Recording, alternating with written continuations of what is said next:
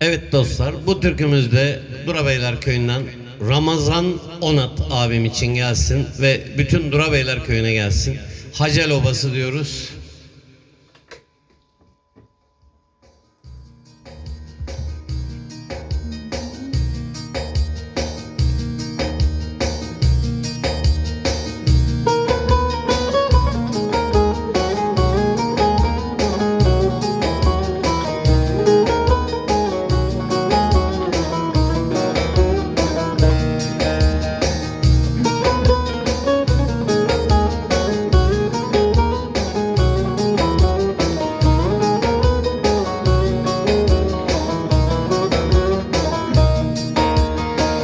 Hacel Obası'nı dengin mi sandın?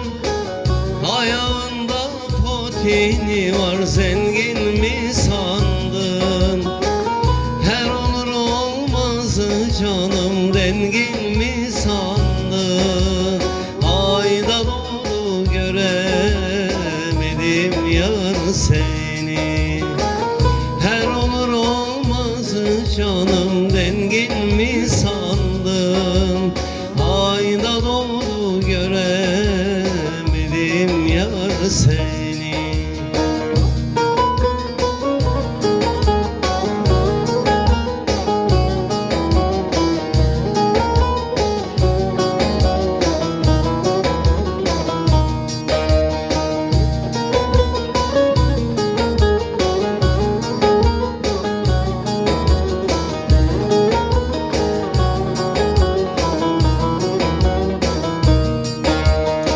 Suya gider bir incecik yolum var, sıktırmış kemeri canım, ince beli var.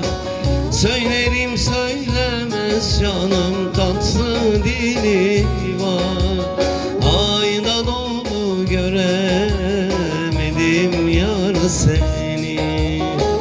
Söylerim söylemez canım, tatlı dili var. Aydan oldu göremedim yar seni.